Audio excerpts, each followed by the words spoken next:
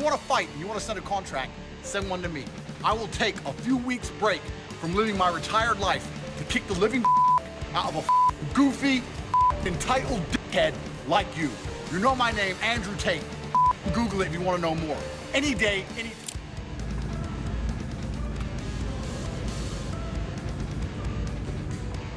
And you turned on Netflix that night. We were like, holy fuck, I'm about to see the greatest live sporting event of all time. Dana White has just confirmed Jake Paul versus Andrew Tate.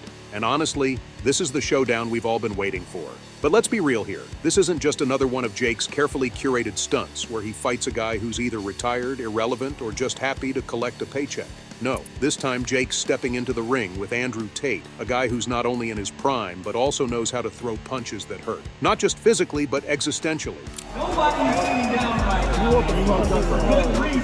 Not only champions of the past, we have world champions of the present. And let's not forget, this fight has a purpose. Tate is coming in hot, ready to avenge the legacy of Mike Tyson, and in the process, expose Jake as less of a fighter and more of a walking PR gimmick with muscles inflated by hype and maybe a little help from the needle. Don't worry about Conor McGregor you up. Don't worry about Floyd Mayweather you up. You only want to lose to them so you can say, well, I lost to Conor McGregor. Why don't you lose to an old man who's retired? I live in the real world, Jake. There's a whole bunch of fighters out here who live in the real world. Men who are dangerous and dedicated their lives to this sport. And Dana White didn't just confirm the fight, he dropped a bombshell about Andrew Tate's motivation, and it's personal. You know, there's a lot of, Portnoy went out and said that it was the greatest con job of all time. I mean, if you didn't think that that's the way to fight, I don't know what people expect. Tate isn't stepping into the ring for the glory or the cash. Though let's be real, $3 million on the line doesn't hurt. No, this is about vengeance, pride, and restoring dignity to a sport that Jake Paul has been treating like his personal TikTok stage. After Jake's painfully awkward bout with Mike Tyson, a fight that some are calling a tragic comedy, Tate didn't hold back. You know what? I'm trying so hard to not start internet beefs. I'm really trying not to. You could say Jake and Logan, man. Bro, Don't worry about it. No, I can't lie. Bro, I'm going through life. I'm trying to live peaceful now. I've got Fed agents in my house. Matrix is after me. I'm just trying to live peaceful. He outright accused Paul of disrespecting not just Tyson, but the sacred art of boxing itself. For Tate, this wasn't just an underwhelming fight. It was an insult to every warrior who's ever bled, broken bones, or been knocked out cold in pursuit of greatness. You know, where his head's at in life in terms of what he wants to do. Okay, but you didn't answer the question. Do you have any interest in it?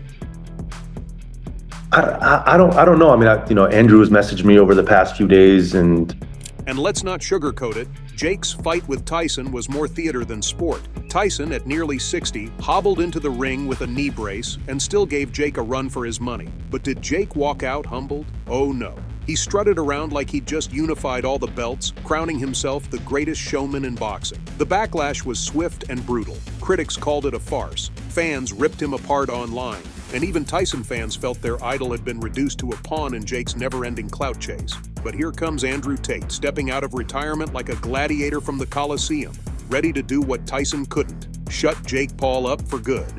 Yeah, he'll never do that, though. He knows. He knows way. One, he's under contract. And he's not his own boss. And two, he won't do it. He knows better. Tate's approach isn't subtle, because when has he ever been? He's made it crystal clear. Jake needs a reality check, and Tate is more than happy to deliver it. Forget the Instagram-worthy press conferences or the fake smiles. Tate's betting $3 million of his own money on this fight. Winner takes all. For him, this isn't a paycheck or a social media stunt. It's a statement. Do it. Let's do it. No, seriously. I'm let's about do the it. action. Like, I'm less talk now. Let's just fucking go. Yo, but you know for a fact, me and Jake will travel to Romania. We will make this happen. We'll do it wherever you want, whatever conditions you want. 2 brothers, 1 cage. A bold reminder that boxing belongs to real fighters, not wannabe influencers with bloated egos and questionable training regimens. Tate's got the credentials to back his big talk too. 4-time world champion, decades of grit, and a highlight reel that screams dangerous.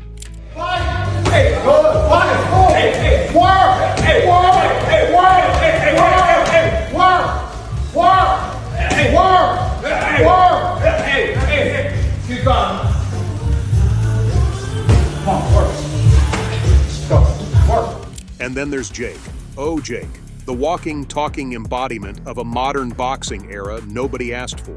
Fresh off his Tyson escapade, Paul did what he does best: dismiss the criticism and double down on the theatrics. He waved off the backlash as jealousy because obviously anyone who doesn't worship Jake Paul must be bitter about his success, right? He even went as far as mocking Tate, labeling him a washed-up kickboxer, and couldn't resist taking pot shots at Carl Froch while he was at it. That's Jake's playbook. Drag people into his circus, toss out a few insults, and laugh all the way to the bank. Nobody's sitting down for good reason. We have not only world champions of the past, we have world champions of the present. There is a shield in the But here's the twist. This time, Jake isn't just playing the villain. He's walking a razor-thin line between being the loudmouth who thrives on controversy and a fighter who desperately needs to prove he's more than just hype. A loss to Tate won't just dent his ego, it'll crack the very foundation of the empire he's built on carefully orchestrated fights and viral moments. Andrew, fighter, legitimate, badass motherfucker, strong mentality. Sorry, Tristan Tate is the weak link. I say let's He run it. got a bad shoulder. He's shaped like a gingerbread man. I don't want no beef, but that's delusion. PFO will set this up.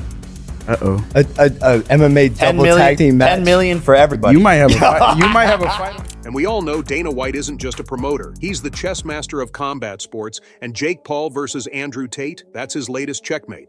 Word is, White had finally had enough of Jake's circus act. Years of influencer-driven boxing turning serious fighters into memes. So, instead of rolling his eyes like the rest of us, White saw the chaos and thought, let's steer this shipwreck. He stepped in, gave it a shiny narrative, and voila. Jake Paul is now set to face a man who isn't here for the clout, but for blood. Enter Andrew Tate, a fighter with actual credentials and enough disdain for Paul to power the entire Vegas Strip.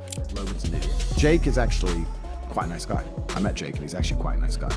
I wanted to jump back in there and teach him all a lesson. And there were some fights on the card, some big fights for me being organized in November. White didn't sugarcoat it either, calling the fight the ultimate blend of skill, spectacle, and storytelling, which is a fancy way of saying this is going to be brutal, but you'll love every second. And when Dana White talks like that, you know he means business. This isn't just about throwing punches. It's about crafting a spectacle so massive that it'll drag combat sports out of the influencer mud Jake Paul has been stomping around in. Dana's fingerprints are everywhere, from brokering peace between the two camps, because of course Jake's people probably wanted every advantage possible, to making sure the fight rules didn't turn into a TikTok challenge. White's involvement has turned what could have been a cringy social media spat into the fight everyone's talking about. While you're next training, I know you're only 18 days away from a fight, but next time you're training and you want some sparring, fly to Romania and we'll spar and we'll film it and we'll decide if we want to release it or not afterwards. But I have no problem. We could have a sparring match anytime. That's easy, let's right? do it. Let's do it, guys. I'm down for that, but we can't. But we can't release it for free. That's like, it's like giving the people what they want. Let's not pretend Dana's just here for honor and glory, though. The man's a numbers guy. Jake's Tyson fight, yes, that disaster, still pulled in 65 million viewers and raked in over $18 million in ticket sales. The fight might have been a train wreck for boxing purists, but for Dana, cha-ching. He knows there's a gold mine in these influencer fights, but here's the catch. If it flops, it drags everyone's credibility down, including his. So Dana being Dana, he stacked the deck. Andrew Tate isn't just a random name off a spreadsheet. He's the kind of fighter who doesn't pull punches in or out of the ring. I really dislike Jake Paul. Now, I don't dislike him. I understand him. I want to make something clear. I would still kick the living out of Jake Paul. I'm not some washed up UFC fighter. I'm not smaller than him. I would beat the living shit out of him. And if he wants to fight, I'll fight him any day of the week. I reckon he knows that. However, I do understand what he's doing. I understand that he is very, very smart, even with his marketing angle. I'm just a YouTuber. You're not just a YouTuber. You're a full-grown man with the best coaches in the world who's dedicated his life to learning how to box for years. You know how to box. You're not a complete amateur. You know how to box very well. 3, 4, 5 years of training combat sports. You can box. Tate, on the other hand, has made it his personal mission to call Jake Paul out for every misstep, every overinflated ego moment, and every poorly choreographed win. For Tate, Jake's career is nothing more than a reality show with gloves. And while Jake's fans are busy tweeting about his revolutionary impact on boxing, Tate is out here reminding everyone that real fighters don't pad their records with retired athletes and gimmick matches. Let's say he would call you to fight. Would you take it? Yeah, I mean, Jake and I actually talk. He's an all right guy. There was a time we were talking about fighting each other, and I think if this arrest didn't happen, it probably would have come to fruition. We'll see what happens in the future. We'll see. Perhaps. He's been especially vocal about that Tyson fight, labeling it a cash grab and a stain on Tyson's legacy. I mean, Tyson came out in a knee brace, struggling to even get into the ring, and Jake strutted around afterward like he'd beaten prime Tyson. For Tate, that wasn't just disrespectful, it was an insult to boxing itself. According to him, Jake belongs in a clown show, not in the same conversation as legends.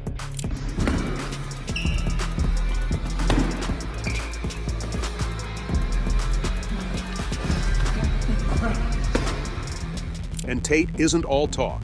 He's mastered the art of psychological warfare, tearing into Jake's reputation at every turn. From branding him a fraud to mocking his amateur theatrics, Tate's strategy is as calculated as it is relentless. He's out to strip Jake of his bravado piece by piece until there's nothing left but insecurity and a whole lot of regret. But here's the kicker. It's not just words. Tate has promised a reality check like no other, vowing to show Jake what it means to fight someone who doesn't see boxing as a quick cash out, but as a test of everything you've got: skill, heart, and grit. I'm trying to live peaceful now. I've got Fed agents in my house. Matrix is after me. I'm just trying to live peaceful. But of course, I have absolute faith in myself and my brother, and I know. Meanwhile, Jake is still doing his Jake thing, mocking Tate, dragging Carl Frock back into the mix, and generally being the loudest guy in the room. But let's face it, this time he knows the stakes. If he loses, it's not just his record taking a hit. It's the entire empire he's built on bravado, hype, and a well-curated roster of hand-picked opponents. For Jake, this fight isn't just another payday. It's a gamble that could either solidify his brand or blow it up in spectacular fashion. So here we are, Dana White pulling the strings, Andrew Tate delivering a masterclass in mind games, and Jake Paul standing at the edge of a career-defining cliff.